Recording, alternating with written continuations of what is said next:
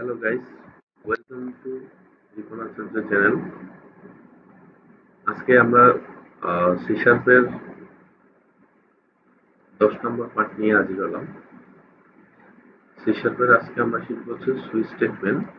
গত পর্বে আমরা আসলে কন্ডিশনাল স্টেটমেন্ট হিসেবে if, if else, if else if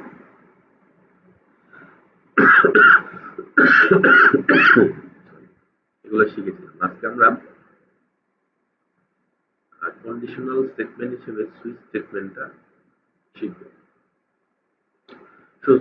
switch স্টেটমেন্টে যদি আমরা সিনট্যাক্স দেখি, সিনট্যাক্সটা হচ্ছে একটা সুইচ কিওয়ার্ডের ভিতরে আমরা একটা এক্সপ্রেশন দিয়ে দিই, মানে এইটার ভিতরে আমরা একটা ভ্যালু পাস করে দিই। তার এই ভ্যালুটা সে প্রত্যেকটা কেসের সাথে সাথে ম্যাচিং করে। যদি এই কেসটা মিলে যায় তাহলে সে এই কেসের কোডটা ব্লকটা এক্সিকিউট করে। দেন ব্রেক কিওয়ার্ডের কাজটা কি আমরা আরো লুপিং করলে ভালো শিখবো। এই ব্রেক কি করে, এই কেসটা থেকে এই স্টেটমেন্টটাকে যেখানে শেষ হয়েছে ওটা থেকে বের করে দেয়, মানে এই লাইনটা এক্সিকিউট করে সে বের করে দেয়। ঠিক সেম ভাবে যদি এটা ফলস হয় তখন সে এটাতে আসে, যদি এটা ট্রু হয় তাহলে এটা কোড ব্লক করবে, আর না হলে সে ডিফল্টে ফলস হলে কেসটা সে ডিফল্টের বাই ডিফল্ট এই কোডটাই দেখে ব্রেক চলতে। সো আমরা কথা বলছি একটা এক্সাম্পল যদি আমরা দিয়ে বোঝার চেষ্টা করি।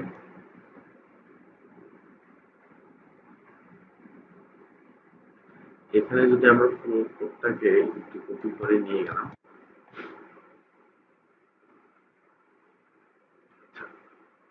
তো আমরা আমাদের ভিজুয়াল চলে যাই, যেটা হচ্ছে এইখানে আমরা বললাম একটা কোড আমরা ডে নামে একটা ইন্টিজার ভেরিয়েবল নিলাম, যেটার মান দিলাম 4, এবং এই ডে ভ্যালুটা আমরা ভেরিয়েবলের সুইচের ভিতরে পাস করে দিলাম এক্সপ্রেশন। এখন ডে এর মান কত, 4। আমার কেস দেওয়া আছে 1 হলে এই মানডে প্রিন্ট করো, 2 হলে টুইসডে প্রিন্ট করো, 3 হলে ওয়েডনেসডে। সে যখন দেখলো যে এই তিনটা কেসই তার সাথে ফুলফিল হয়নি, সে এই কেস মিলতে পারছে, সে থার্সডে এসে আমাকে প্রিন্ট করে ব্রেক হয়ে বের হয়ে গেল।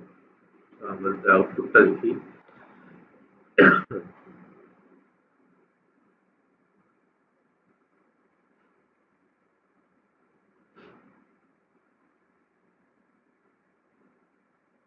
আউটপুটটা আমাদের থার্সডে দেখানো।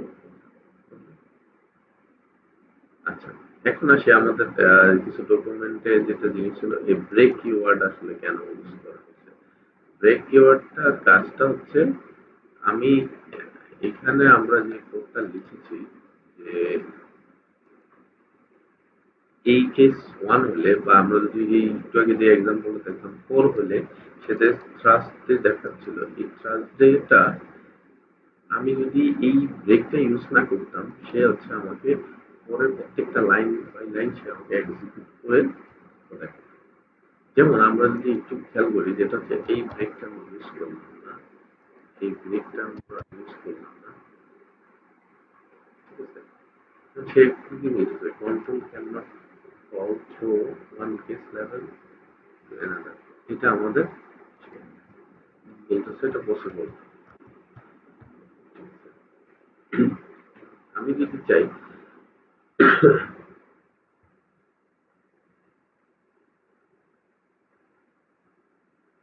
আমরা কোন একটা কন্ডিশনে আমরা বললাম যে হ্যাঁ, আমার 1 2 যা বেলো আসো 3 4 পর্যন্ত আমরা প্রত্যেকটা ক্ষেত্রে আসলে থার্সডে প্রিন্ট করি। এখন আমরা আসলে সিনারিওটা কি করি, এই জিনিসটা আমরা কাট করে দিলাম, এই জিনিসটা কাট করে দিলাম, এই জিনিসটা বাদ দিয়ে দিই। যদি এটা কি হলো 1 2 3 4, এটা ক্ষেত্রেই এগুলোর ক্ষেত্রে থার্সডে বলবো। এখন যদি আমি ডে এর ভ্যালুটা 3 করে দেই, যদি আমরা প্রোগ্রামটা আবার রান করে একটু দেখতে চাই কি দেখাচ্ছে, বাট আমার ভ্যালু কি ছিল, 3। সো এই যে জিনিসটা আমরা কি করতেছি, ব্রেকের ব্রেক ইউজ করতে গেলে আমাদের প্রত্যেকটা কেসে একটা এক্সপ্রেশন থাকতে হবে। আচ্ছা, এখন আমরা একটু আসি, যেটা হচ্ছে আমি 7 না দিয়ে আমি 1 থেকে 7 ও দিলাম না, আমরা একটা এমন একটা কন্ডিশন দিলাম যে এটা এই কেসের মধ্যে এক্সপ্রেশনটা নাই, মানে এগুলোটা নাই। এখন আমরা সেটা যদি একটু দেখতে চাই, কি দেখাবো? আউটপুট এখানে আমাদের আসলে কিছু দেখানো নাই তার কাছে। ঠিক আছে? এই জন্য আমরা এখানে ফাঁকা দেখতে পাচ্ছি। তো এখন এই জিনিসটার জন্য আমাদের আরেকটা জিনিস যেটা চলে আসে, আমরা পরের আরেকটা টপিক যদি দেখি, সেটা হচ্ছে আমাদের বলা হয়েছে এটা ডিফল্ট স্টেটমেন্ট রাখা যাবে, ডিফল্ট কিওয়ার্ড। সো ডিফল্টটা লিখতে গেলে আমাদের কি করতে হবে? সেম ভাবে কেস না বলে আমরা বলবো ডিফল্ট। এই ডিফল্ট বলে কলম দিয়ে শেষ করবো, করে এখানে জাস্ট আমরা একটা মিনিংফুল মেসেজ বলে দিলাম। কপি করে দিয়ে বললাম যে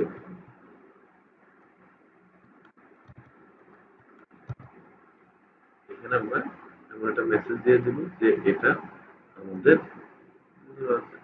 আমরা যে এরকম একটা looking forward to the weekend এরকম, বা আমরা একটা বললাম যে এটা হচ্ছে not read week, but ঠিক আছে? এটাকে যদি আমরা আউটপুটে এখন দেখি, জাস্ট আমরা কি করছি, আমাদের ডের ভ্যালু হচ্ছে 8, সে আমাকে আসলে দেখানোর কথা কি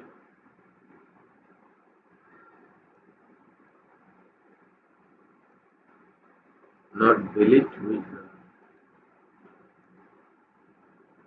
ঠিক আছে?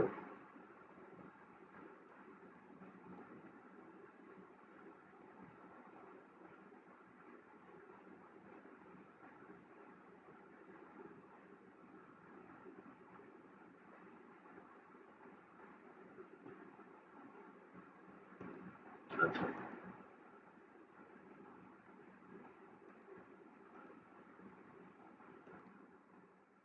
আচ্ছা, আমরা যে জিনিসটা দেখতেছিলাম যে এটার আউটপুটটা আমাদের কি আসবে, নট ভ্যালিড উইথ নাম্বার, মানে আমরা 8 নাম্বার একটা ডে দিছি যে আসলে এক সপ্তাহে মানে 8 দিন বলে আসলে কিছু নাই। ঠিক আছে? তাহলে এক সপ্তাহ আমরা 7 দিনই এরকম একটা ভ্যালিডেশন আমরা ডিফল্ট হিসেবে বলে দিলাম। তো আশা করি আজকে আমরা সুইচ স্টেটমেন্ট সম্বন্ধে, সিগনেচার বা কন্ডিশনাল ল্যাঙ্গুয়েজ সম্বন্ধে, কন্ডিশনাল স্টেটমেন্টের এই ওয়ার্ডগুলো সম্বন্ধে, কিওয়ার্ডগুলো সম্বন্ধে আমরা আরো ভালো করে জানবো। প্রত্যেকটা ল্যাঙ্গুয়েজে কিন্তু এইভাবে কন্ডিশনাল স্টেটমেন্ট, তারপরে if else, if else if, switch statement এগুলো নিয়ে আমাদের কাজ করে থাকে।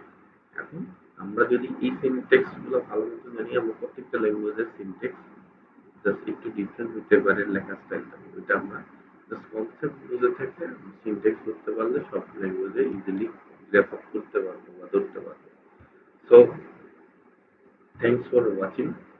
আমার ভিডিওটি ভালো লেগে থাকলে অবশ্যই লাইক, কমেন্ট এবং শেয়ার করবেন, এবং আমার চ্যানেলটি সাবস্ক্রাইব করে রাখবেন, এবং পাশের ডান পাশের বেল আইকনটি ক্লিক করে রাখবেন, যাতে নতুন কোনো ভিডিও দিলে আপনার সাথে নোটিফিকেশন পেয়ে যান। So thank you very much.